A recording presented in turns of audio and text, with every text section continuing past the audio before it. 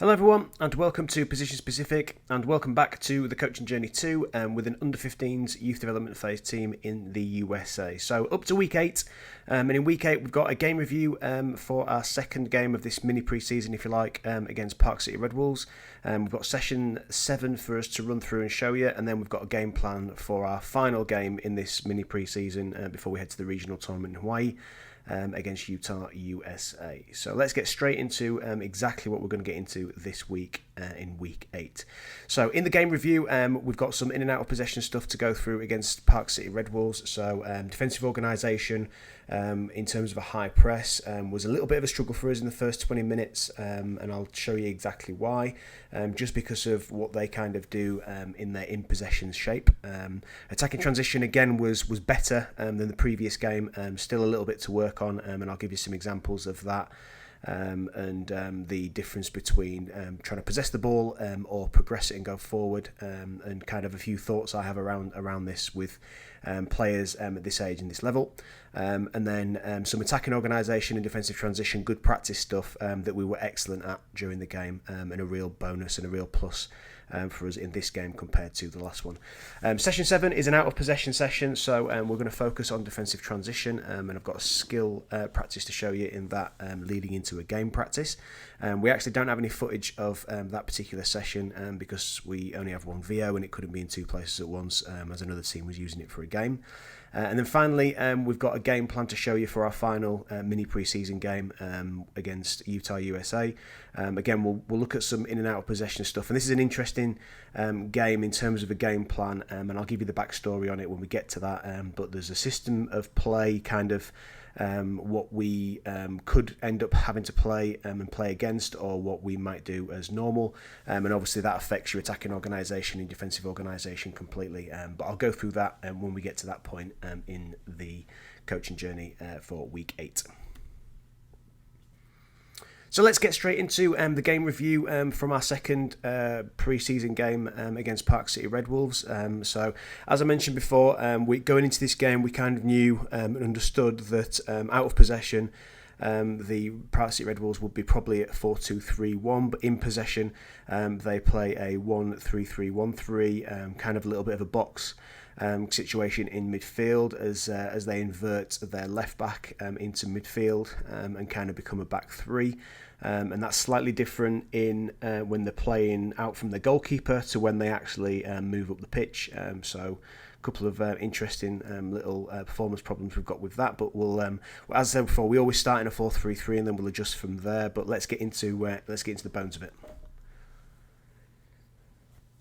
Okay, so first, a couple of things we're going to look at. So obviously the systems of play was a positive matchup in possession. So when we had the ball, it was a positive matchup, and we could continue with our usual 1-4-3-3 system against their 1-4-2-3-1 system. But obviously out of possession, it was a bit of a negative matchup. And as you can see from the graphic there, so what they like to do is they like to try and invert their left back into midfield and create that kind of 2 and a 2 or a box, or however you want to call it. And obviously they get their number 11 to drop into deeper positions, which sometimes can confuse opposition fullbacks in terms of, well, do I go with him or do I stay because of my position? So there's a couple of little things going on in this, which was interesting. And as you can see again from the graphic there as well, like when they're playing out from the goalkeeper, they kind of, apart from the left back obviously moving into midfield, they still hold the rest of their back four, if you want to call it that, in a usual playing out back four kind of shape. It's only when they get further up the pitch that those three players come together as a back three. So we had a strategy in terms of the how we were going to press, in terms of the right wide winger, or our number 7 in the white in the picture there. Where they were just going to follow that player into midfield, and number 2 was going to follow their left wide winger, or their red number 11 in that picture, if he dropped a little bit deeper, and then we're going to come together as a back three ourselves and try and obviously keep the ball to one side of the pitch and create that net that we talk about in a high press, where we're pretty much man to man, and try and win the ball back there, and just to try avoid any switches, or try to avoid any switches of play to the other side of the pitch. And as you can see from our front pair there of our white number 9, our centre forward, and our white number 11, our left wide forward, they were just going to come together as a bit of a front two and try and divide those 3 players, 4 players including the goalkeeper, and again trying to keep the play on one side of the pitch. Now, we really struggled with this in the first 20 minutes, and the first clip I'm going to show you of the game, of this high press, was us in that struggle. It's a bit of a long clip, but I'll pause it in a few places and we'll go through it. So this is obviously them in open play playing back to the goalkeeper. Now, as you can see there now, so our number 9, our centre forward, is in the centre of the pitch there, just as the goalkeeper's about to play to their left centre back. So as you can see there, their left back is obviously just inverted into midfield. He's just out the centre of the picture, and obviously our right wide forward has gone inside with him. So when the goalkeeper plays this pass now here, we want our number 9 pressing this situation but making sure that the switch of play doesn't happen, and then our left wide forward is going to come on to divide the goalkeeper and the opposite centre back. But as you can see, as we flow the clip on, it doesn't really happen, and our number 9 is not really aggressive with that press, which then obviously confuses our our 7 or our wide forward a little bit. And as you can see here, so the arms are out, a little bit unsure about what they're doing, and as I said, they end up swapping over a little bit in this moment just to deal with this particular situation. As they managed to anyway, we forced them to go back, which is all about the high press as well anyway. So obviously, lots of coaches, I'll just pause it again there, lots of coaches out there think that high press is you've got to win the ball in the opposition's defensive third and then go to goal and score. Perfect scenario, yeah, absolutely. But a lot of times, high press is just literally causing the team in possession issues in going forward, so they can't cross the halfway line when they're in possession. And even if like in that situation there where they get a little bit towards the halfway line, but you manage to force them back, you're still in your high press mode.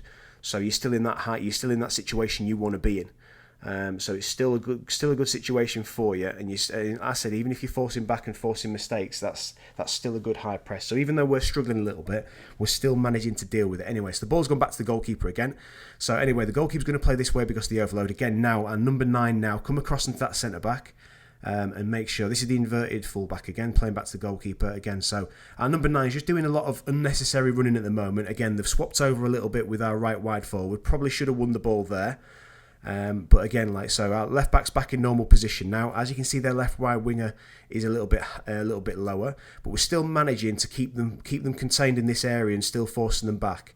Even here now when it goes back there, and again now our number 9 should get across, force the ball across the pitch, keep the ball on that side of the pitch, but we don't manage to do it again. They're playing into their overload again, trying to keep it this way again. A little bit better job that time, and obviously we've contained them on this side, and eventually we do win the ball in this situation now, and a good bit of attacking transition, and we keep it. So as you can see, that even though we've managed to win the ball back, it was just a little bit confusing and a little bit kind of all over the place in terms of who's pressing who in terms of our centre forward, what's our left wide forward doing in terms of dividing, and obviously trying to create less confusion for our right wide forward, who's obviously gone inside to deal with the inverter. So in those situations, all we were trying to do is trying to make sure that the ball doesn't get switched back across to the goalkeeper or out the other side. We want to keep it on one side and make sure that we're trying to win the ball and create that net, and we didn't quite manage to do that.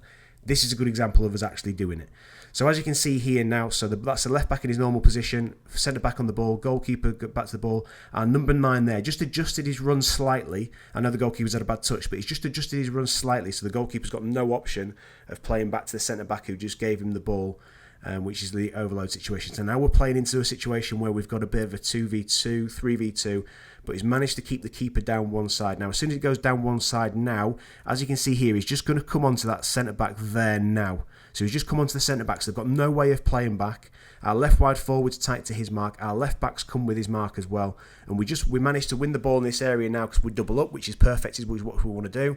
And then obviously when we do get possession of the ball, eventually here, we manage to keep it in attacking transition. There's 1 pass, 2 passes, 3 passes, and eventually getting full control. And now we move into that attacking organisation and that playing in. But that was a better example of the press, finally, when we managed to get it sorted out. And then from that moment on there, we managed to do really well in the press, and that'll reflect in the metrics that I'll show you in a few slides' time. So, as like I said, I mean, like it was something that we need to work on for playing teams in the future that do something like this.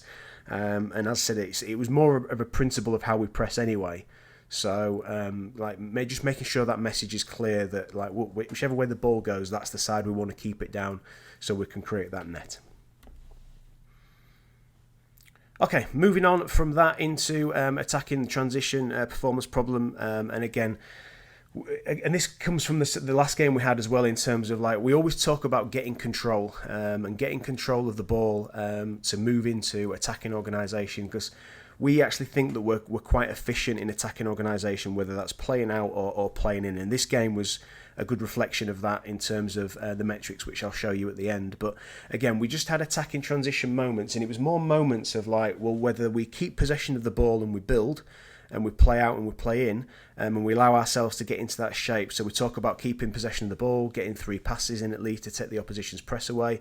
I talk to the players a lot about playing backwards and sideways in that moment when you win it, in that moment of chaos when you win it, using your overload of your centre-backs against that one, number 9, that centre-forward, or even playing back to your goalkeeper if you're in the right area of the pitch. Again, just to get control and allow you to get into that shape. So, and it's the moments where our players pick the ball up and they try to go forward is usually where we kind of come unstuck a little bit in attacking transition. And sometimes when you're playing in games where you've been under pressure and you've not had the ball for a little bit and then you win it, you feel as though you have to match that pressure and go forward straight away. And that's not always the case. And we always talk to players about, look, when you're in these moments of under pressure or you're soaking a little bit of pressure up and you're defending, how quickly can you get back to the game model when you win the ball back, and how quickly can you get back in control? So a couple of moments I'm just going to show you here. So the first one was, we had a similar situation last week, and we had not as many as the last game, but we had quite a few of these situations in the game where we kind of could have had 2 or 3 opportunities to get control of the ball and we didn't. So here's us giving the ball away, and obviously that they're now in possession. We've reacted really well in terms of defensive transition, and we've managed to press. We managed to win the ball back here now, so just get control. Again, bad pass number 1, bad pass number 2. They clear it out, and then here we go again. So opportunity to get control again, keep possession, trying to fly forward again, not quite got it right. So that's 3 times in a row in attacking transition we've not got control of the ball, and this could have been dangerous for us as they counter attack. But we managed to win it here now, and then we get a good bit of attacking transition. So there's 1 pass, there's 2 passes. In control now, there's 3 passes, and as you can see now their press has dropped off. That's actually a good idea of a pass in terms of beyond, but we actually got in control and allowed us to have that playing in moment. Again, they're in possession here. Now this is a good example of what we want to do more of, and what we did really well in the game. I said it's those moments where we try and fly forward in when we first win the ball back. So we win the ball back here now. Good forward pass, which is fine. Realises he can't go forward, keeps possession, ends up going all the way back to the goalkeeper. But now, as you can see, is now spreading out into that attacking, playing out shape. Perfect now, in control, there in the defensive shape. And that's more of the moments we want rather than, I'll just pause it there, that's more of the moments we want rather than those winning it and flying forward as quick as possible, and not really having a plan and kind of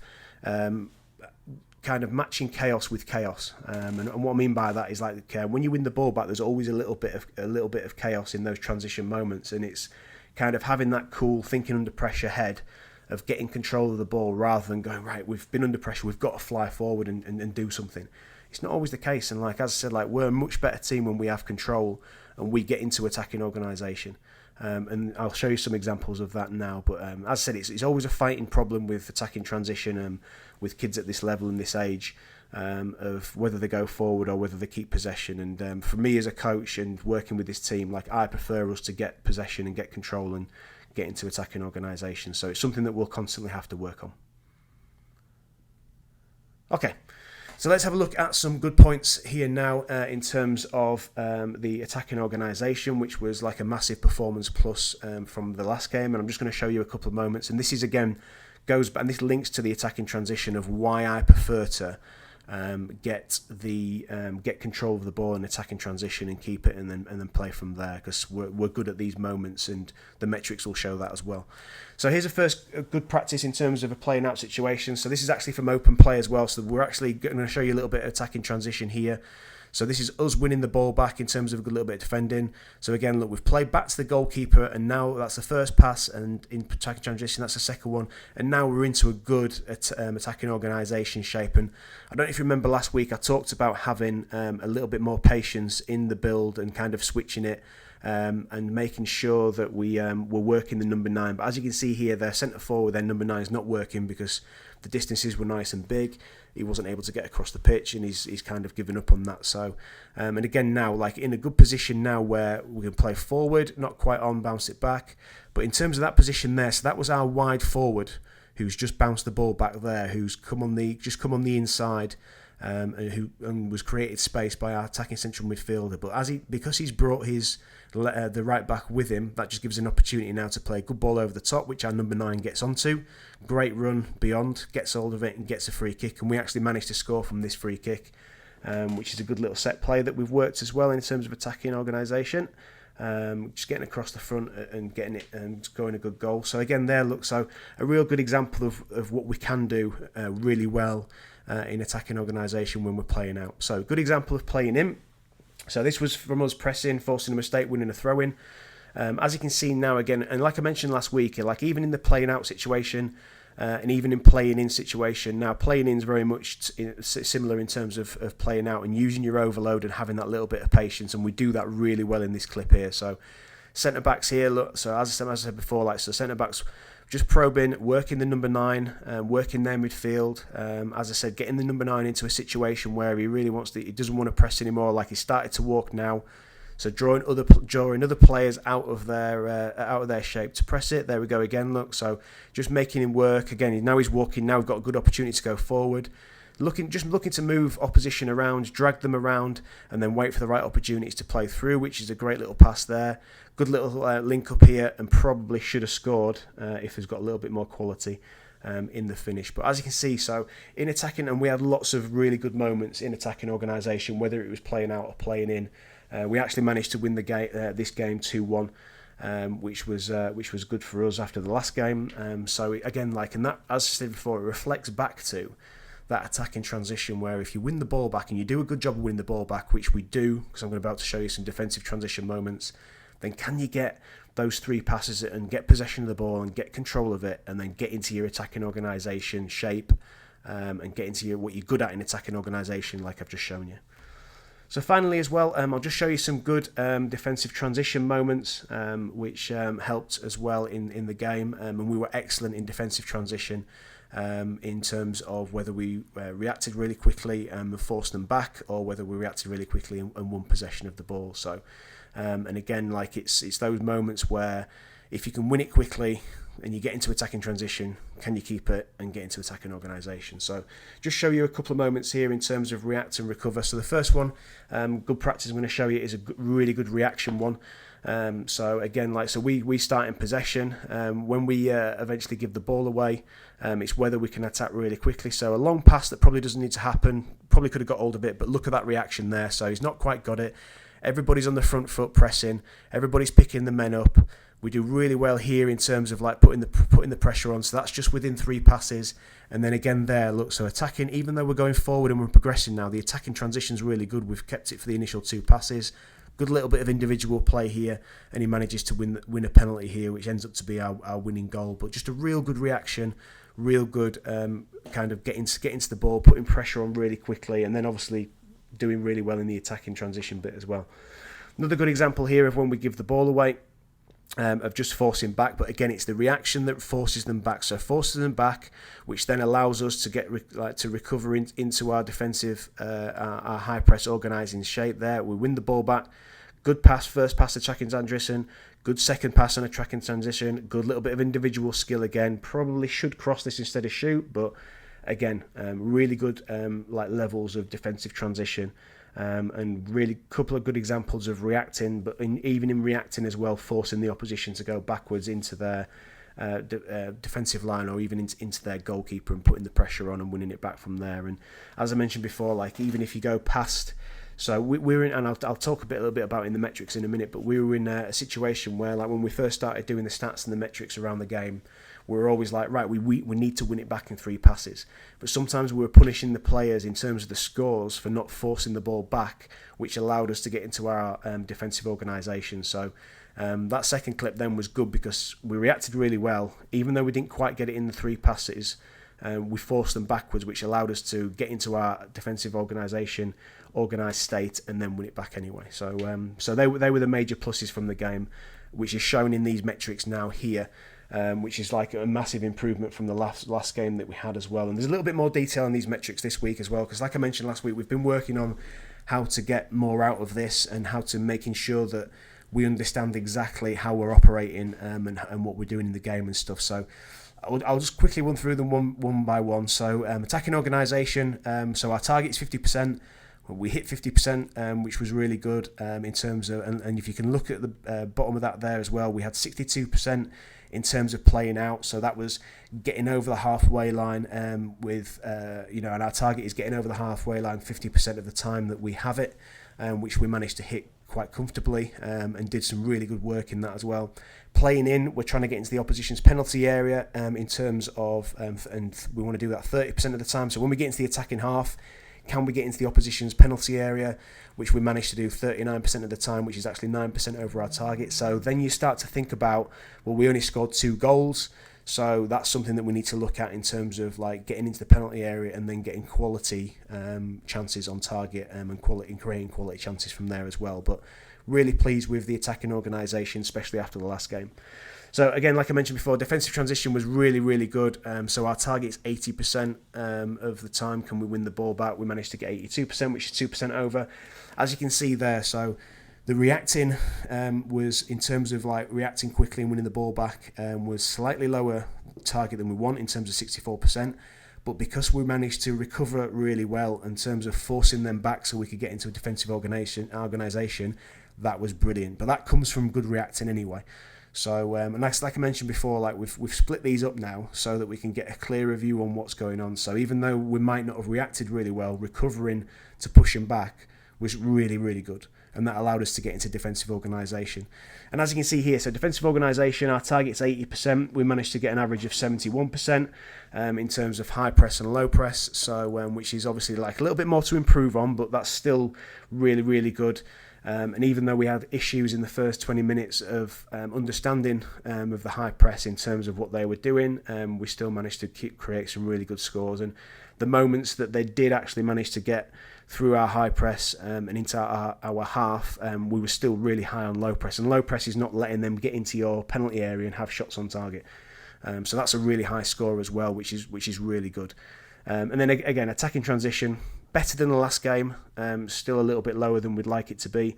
But this was the interesting one. So even though we've got 12% of growth there in terms of the average score, just look at the scores there in terms of possess. So when we actually got possession of the ball and we kept it for the 3 passes, that was, or we kept it and we didn't try to go forward, that was a really high score in terms of 86% of the times we had that.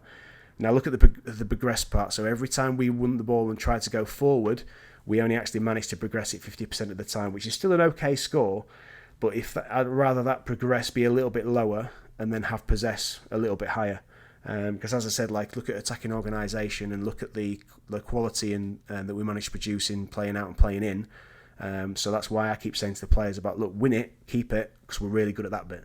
So don't worry too much about going and progressing straight away unless you win it in the opposition's penalty area or in and around the penalty area. We had lots of moments, again, kind of middle of the pitch-ish, where we're winning it back and we're trying to fly forward straight away, where just get control, and the numbers show that we're really good at creating in attacking organisations. So let's use that more to our advantage. But again, really good in terms of performance. Really happy, and that performance led to a result as well, which is not important, but it's nice to kind of be rewarded for your good work. But much better performance from the first game. So admittedly, probably not playing as good opposition, but it's a really good path to be on for us and moving forward. So let's have a look at session number 7 in terms of defensive transition was going to be the focus for this. So even though defensive transition was fantastic in the last game, We're still going to keep sticking to the plan and touching on it. And like I mentioned before, whenever you do a transition session, whether your focus is defensive or attacking, you get both sides of it anyway. So we can still get into a lot of the stuff that we want to talk about in attacking transition within this practice anyway. So quick reminder in terms of what we're looking for in defensive transition. So always focused around those 3 R's of react, recover and regroup. So when are we in defensive transition? So whenever it's always triggered whenever we lose the possession of the ball, and that can be anywhere in the pitch. It could be when we're in the opponent's defensive half, or it could be in our own defensive half. It doesn't matter. We want to make sure that we react really quickly and obviously win the ball back in those 3 passes after losing possession, which is obviously high on our objectives. And obviously our target is 80% of the time of the target is regaining possession within those 3 passes. Now if we can't do that, can we force the opposition back within those 3 passes, which allows us then to get into our defensive organisation and our high press, which was excellent in the last game. So first of all, we want to react, so apply quick pressure on and around the ball to force the opposition into a mistake or force them backwards. That can be any of the players on the pitch, doesn't have to be their particular mark, but we want to get really tight and really kind of stop the opposition from being able to do anything, especially in that first moment of losing the ball. And plays a lot on the mentality this of players as well, because a lot of players, especially like this similar level to this, or kids at this age, like if they lose the ball, it's a mistake. It can have that kind of stopping moment of, oh, I've made a mistake. Can you get past that and can you react really quickly? And obviously put pressure in and around the ball and force a mistake. If we can't do that, obviously we want to recover. So that's a case of then is like if we can force them backwards, can we find our marks? Can we get into our defensive organisation shape? Can we make sure that we're inside the pitch and make sure that we're compact? And then obviously from there we'll look to regroup, and that's when we get into that defensive organisation and that organised state of high press or low press. And obviously can we affect the opposition in terms of not letting them progress. So if it's a high press, not letting them progress over the halfway line, or if it's a low press, not letting them get into our penalty area. So that's what we look for in defensive transition. Like I mentioned before, we were really good in it in the last game, so can we keep that going and keep reminding the players of the 3 R's and what exactly we're looking for to move forward. Okay, so 2 practices to work through. So practice 1 is all about obviously reacting and obviously putting pressure on that ball as quick as possible. So obviously when you're working on defensive transition, you want to start, or the team that you're working on in that terms of that defensive transition obviously wants to start in possession. So what we've got here is just got a skill practice focused on that defensive transition. So we split the pitch into 2 parts. We've got 3 teams of 4 players, so 12 players overall. We've got 4 neutral players who will operate, so 2 will operate on each end of the practice. 1 will be a player in the mix of the game in the middle, and then obviously we've got 1 player operating on that middle line as well. So, and then obviously it's a 4 versus 3 in one half of the pitch. So as you can see here, so we've got 4 whites against 3 reds, and obviously you've got those 3 neutral players as well, making it a 7 versus 3. So the idea is that the whites are just going to try and keep possession. They're going to try and get 5 passes for a point. Obviously the reds are going to try and steal the ball or win possession and steal the ball and then play to their player in their half of the pitch. Obviously then they're going to go into their half of the pitch, and we're obviously looking for the whites to obviously react. Now if the reds win possession, then we want the whites to react really quickly and stop them actually getting out of that particular half into their own half. So the reaction of when they win the ball is really, really sharp. Put pressure on the ball, in and around the ball, force a mistake, or win the ball back yourselves, and then get back to keeping that possession again. If not, then obviously you have to react really quickly to get into the other half of the pitch and try and win possession before the reds can get back and get into a settled shape to keep possession as well. In this particular game, we allowed the red team to press the neutral players. Usually when you've got players on the ends of the pitch or on that middle line there, then usually a lot of the time you can have them as free players. We decided not to in this particular game.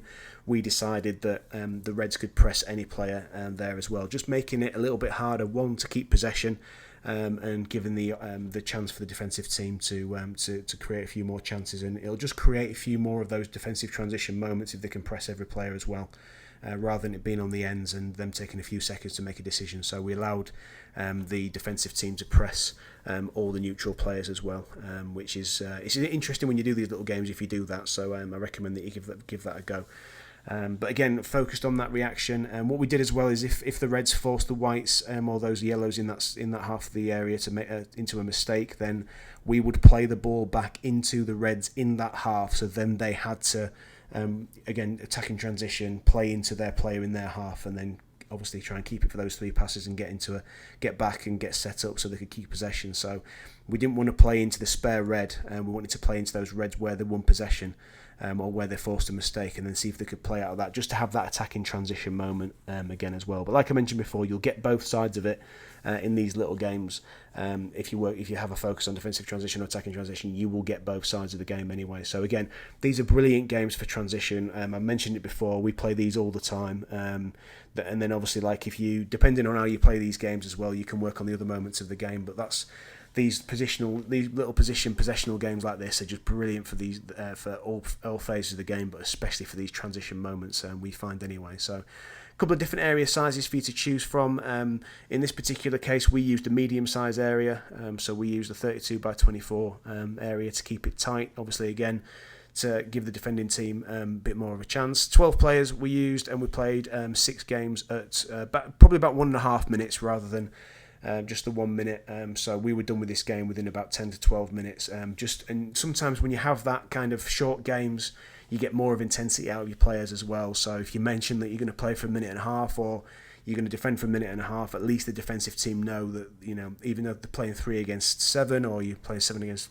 3 or whatever, then they know that they can go full throttle because they're only working for 1.5 minutes, and obviously it just brings that intensity up a little bit as well. So, but again, brilliant games to play, especially when you're working around transition. So from that, we moved into a game practice. And this was practice 2, again, all around reacting really quickly. And we just played a little bit of a 6 versus 8 in terms of in half a pitch. And again, this is focused again a little bit around high pressing as well. But I love this game. Like, this game is absolutely brilliant, and I recommend that you can play it in a smaller area than this. But we want it to be realistic to the game, so we played it in an area of half a pitch. But I'll get into that a little bit in a minute. So what happens here is, so this is obviously a game practice focused around defensive transition. So again, we're always looking at going from having the ball and then obviously reacting really quickly. So focusing on the Whites. So the Whites get the ball off the coach. As you notice here, there's no goalkeeper for the Whites.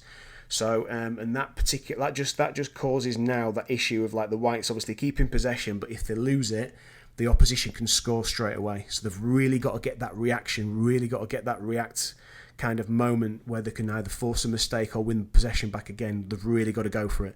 1, they're outnumbered, which you're likely to be in this part of the pitch, but 2, not having a goalkeeper just means that you've just got to be sharp. You've got to be really quick on it and making sure that you're reacting as quick as possible. So what we did in this particular game as well is, like, we just in the first part we restricted the goalkeeper. So we said the goalkeeper couldn't score for the red team, just because if you've got a goalkeeper that can ping it a little bit, you know what kids are like. They'll get the ball back and they'll fire it straight over the top into the goal. So we started like that, and then I always allow the goalkeeper to be able to score, because then again we get into that kind of like, look, react, press the centre back. If it goes back to the goalkeeper, continue your press. Because you've got to you've got to be sharp on this, because the goalkeeper can get it in straight away. So what we did was, like, we gave the Whites 3 points if they could score each goal, because obviously they were overloaded. They were playing 6 against 8, so it's really difficult for them. So we gave them 3 points each for each goal they scored, and we gave 1 point for winning possession back within those 3 passes after losing possession. And then the Reds, just if obviously they defend their goal, and if they can complete 5 passes on the transition, then they get a point, and obviously they can score in the goal on the halfway line as well. So real good game. Kids love it. As I said, they're obviously playing a game, so like they love that side of it. But there's real focus on getting in and around the possession team as much as possible, and making sure that like once they lose possession of the ball, they can react really quickly, as you'll see as the video starts to play here. And it's, as I said, it's always like, and you can decide like if you do normal throw-ins, or if you do corners and goal kicks if you want. But again, like here now, so the ball's turned over. Can you react really quickly and make sure that you're stopping the Reds progressing, but one, not giving them time and space where they could just clip it over you and score. And like I mentioned before, just about mentioning there, if you want to do throw-ins as normal, you can, corners, goal kicks, etc. What we did was like, if we just started from the coach at the goal with no goalkeeper each time, and we played into the whites every time, just because, like, obviously to work on that defensive transition, you've got to have the ball to start with. So that's kind of how we worked it. But it's, as I said, another brilliant game. And you can do lots of different things around this as well, in terms of like, you can have a goal without a goalkeeper like we've just done there.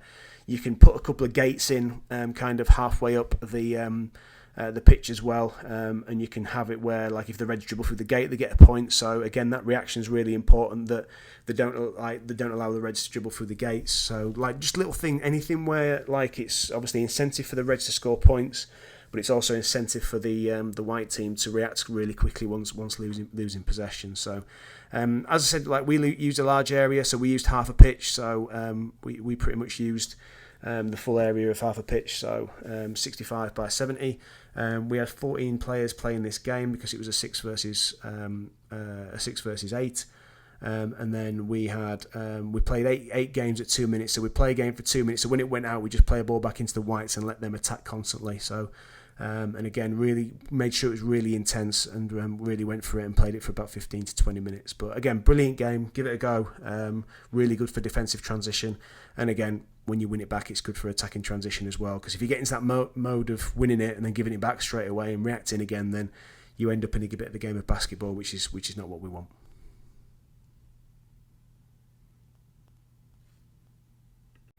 Okay, so finally, let's get into the game plan for our final game of this pre-season, or mini pre-season, our up-and-coming game against Utah, USA. So again, a bit of background in terms of this game and this team. We've played this team a lot over the last couple of years, whether it be in the state-arranged Premier 1 or whether it's in the Utah Platform League. So they're a good team. It's always a good game, and over the last couple of years, it's been really interesting. Just because our last couple of seasons, it's been really interesting. Just because like we've managed to play really well and get positive results, playing 4-3-3. And a lot of that is to do with kind of how well we've kind of played in terms of how well our midfield's played and how well we've used the side rotations to cause problems against this particular team. So a couple of seasons ago, we played them in a home game, played really well, got a good result, good performance, and then the next game we played them, they actually changed their system from their usual 4-2-3-1 to a 1-4-3-1-2. So they played a diamond just to kind of try and contain our midfield a little bit and give them an extra player in there. And they managed. We actually managed. I think I wasn't at that particular game, but I think we lost that game 1-0. And then we played them again in the Utah Platform League, which was the next game we played against them, and they tried to play the diamond again. We adjusted properly this time in terms of our system, which I'll go through in a second. So we managed to get a positive result in that game, playing a 1-3-3-1-3, so matching their diamond, but having the 3 at the back, so we had that +1/+2. So it'll be interesting to see what they do in this game in terms of their system and their shape. As I mentioned before, so they struggled against us before in their 4-2-3-1. They had a good result against us when they switched to a diamond. When they did that again, we matched the system correctly. We got it all right. We played a brilliant game, to be fair. Got a positive performance and result, so it'll be interesting to see now what they do in this game. But I'm going to talk to you about what they do if they go for the diamond again, in terms of how we're going to adjust and how we're going to go and approach the game if that's the case. So again, just a quick reminder of our game model in the 4 phases. Obviously, we want to dominate the opposition in all 4 phases of the game. That'll be a reason for the system change as well, because the system change allows us to continue to play our game and dominate these 4 moments. I keep mentioning it lots, that we don't change the system for the opposition, we change it so that we can continue to operate around our game model and dominate these 4 phases of the game. And like I said before, like with in the games that we've previously played, we're starting to get good performance levels now in all 4 phases. Obviously, still could do a little bit of work around a couple of them, but we're happy, especially with the last game. So we're just looking now for the boys to continue that into this game. So just a quick one in terms of the game model and the systems of play. And going back to that 10 systems of play that I talked about a few weeks ago when we did a systems of play training practice, and of how we work off 10 systems, and that's 5 with 4 players on the defensive line, and that's 5 systems with 3 players on the defensive line. So when an opposition goes for a 1-4-3-1-2 against us, or a diamond against us, and not kind of like how like the Red Wolves game where they're actually in one system out of possession but move to another one in possession. This is all out kind of, they're going to play 4-3-1-2, so they're going to go for a diamond and 2 up front in this particular game. So what we would do is we would change to a 1-3-3-1-3. So we would go for a back 3 and obviously have that +1/+2 on our defensive line with the goalkeeper. We'd have equal numbers in midfield, and we would have a -1 or -2 on our attacking line against them. So there's a couple of ways you can kind of do this, and we always obviously, like, and I'll talk about that in a second, how we'll start in our 4-3-3 and then we'll adjust to see what the opposition, we'll see what the opposition are doing and then we'll adjust. Usually how we adjust to go to this is from 4-3-3 we will drop our defensive midfield player or our number 6 onto our defensive line to make up the back 3, and we'll get our 2 fullbacks to come into midfield and obviously pick up the sides of the diamond. And the reason we do that is because obviously when you play against a 4-diamond-2, then you want to exploit the spaces in the wide areas. So having your fullbacks defend on the inside, but then obviously be able to utilise the space in the wide areas is key as well. So we get them to kind of move back into those areas in possession as well, or try and utilise them as well. We're going to do it slightly differently in this game, and I'll talk about that in a minute. But again, I want to reiterate the point that we're not changing the system for the opposition. We are changing it to continue to pursue our game model and dominate the opposition in all those moments of the game. So it just allows us to continue to do what we want to do. And even though you're playing, like I mentioned before, systems like it's a starting point. Once the ball's rolling, once the game's moving, players move into different positions in different areas, and like I mentioned, it's important you get your personnel right to make sure you're still exploiting the spaces that the 4-diamond-2 gives you in possession. But you'll find yourself when you work in 4-3-3 a lot, or you work around 4-3-3 most of the time in terms of your default system, you'll get a lot of that in possession anyway, because the players will go back to kind of what they know around that. So but again, hopefully this will be the case, and it'll be an interesting game for us, especially. So in terms of a game plan, so in terms of attacking organisation and playing out, obviously it's going to look slightly different if we are playing against a 1-3-1-2. So again, if they're as normal, so if they're a 4-2-3-1, we will set up as normal. So our normal structure will be, our first line will be right centre back, left centre back, and the goalkeeper supporting low. Second line will be our 2 fullbacks, right and left back, and our defensive midfield player. Third line will be our 2 centre midfield players, and then our fourth line will be our centre forward and our 2 wide forwards, high and wide. So if that's the case, if that's a 4-2-3-1, that's what we'll do, and we'll start in our 4-3-3 and see what they do. If they are a diamond, this is how we were going to switch in this particular game. So structure 2 would be, our first line would be our right back would become part of our back 3. Our right centre back would be part of the back 3, and our left centre back would be part of the back 3, and our goalkeeper would support below. To play out from the back, we would have this particular shape in terms of like 2 centre backs, left and right centre back down the side of the goalkeeper, and our central centre back would go up in between the 2 strikers and play kind of off their shoulders in the middle. And we do that just so that the 2 centre forwards can't see the ball and see the whole of our back 3 and goalkeeper. So we move our central centre back in between those 2 centre forwards to play off the shoulder, just so they can't see everything, and try and use that 3v2 to play out. So we'll push the rest of our players on. So our midfield will stay as a midfield, and we'll just get our left back to come into midfield in terms of the structure. Especially to start with, and then we'll have our front three high and wide, and we'll start in that structure and then try and utilise those areas in wide as well. So the idea is that obviously we're going to try and exploit that 3 versus 2 or 4 versus 2 at the back. So with our central centre back and his movement. Now, if the if their two centre forwards are really wide, covering the two centre backs who are either side of the goalkeeper, then obviously that gives us opportunity to play straight into our central centre back, get him on the half turn, and then obviously look to progress from there. If one of their players jumps onto that central centre back, then whoever he leaves will go and kind of be a double pivot with him, so we'll create that 2v1 as well. Other options are as well is like that if the ball goes wide into one of our centre backs, like you can see here, we'll get our central centre back to just do a little bit of beside movement into the space to receive the ball again, and then obviously try and progress forward.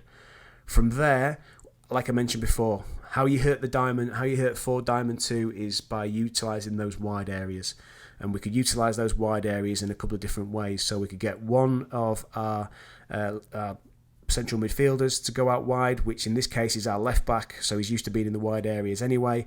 If he goes into that wide channel, we'll get our 11 or our left wide forward to move on the inside, which just creates a 2v1 and a problem for their right back, like whether he goes and puts pressure on or whether he stays where he is. And same for their side of the diamond midfield player in our number 5. Do they go and put pressure on, or do they stay in midfield? So you're just creating these little overloads all over the pitch, and then obviously you can progress from there and get beyond movement from your forward players as well.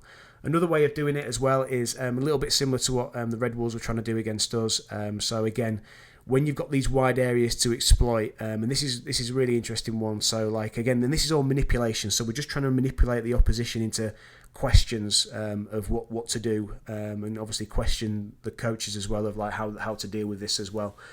So another one you can do is you can get your wide forwards to drop into kind of a fullback area, and again to get on the ball, and it just causes a problem for the opposition fullback whether they go with him or they stay. And what you can do as well is you can get your 9, your centre forward to come into a space in between the centre back and the fullback to create even more of that confusion, whether they stay or whether they go. And it's just creating space for your left wide forward, because and again, asking questions of the midfielders like whether the sides of the diamond go as well. And if the sides of the diamond go, that creates space for the player that he's left in the midfield as well. So again, it's all manipulation. It's all about creating space. It's all about then exploiting the space that you've created as well. So again, if you get the wide forward on the ball, if you get your fullback to commit into those areas where he's going to put them under pressure.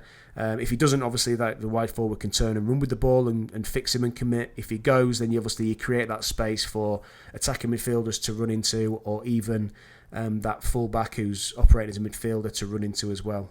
So again, it's just, as I mentioned before, it's obviously utilising that 4v2, 3v2 from your goalkeeper, and then how can you use those, utilise those wide areas with your centre midfield player, your left back, or your wide forward. Okay, so let's get into the defensive organisation in terms of a high press and how we're going to operate, whether they are as normal and what they usually play in terms of a 1-4-2-3-1, or whether they are actually playing a 1-4-3-1-2 and that diamond in midfield. And again, like obviously we're focusing on the high press in this particular part, but again, it doesn't matter where we are on the pitch, whether we're a little bit lower in the pitch. We still want an aggressive, like lower. Even if our high press gets beaten, we still want to recover, get into our shape again, and do the same things. Whether we're lower in the press, and obviously still being aggressive when we're lower in the pitch, and still trying to do the same things of forcing the ball into wide areas, and then win it from there. So this is how we're going to kind of set up if it's a normal 4-2-3-1 that we're playing against. So our normal structure would be, our first line would be our centre forward and our 2 wide forwards high and compact. Our second line would be one of our attacking midfielders high on their deepest line midfielder or the defensive midfield player.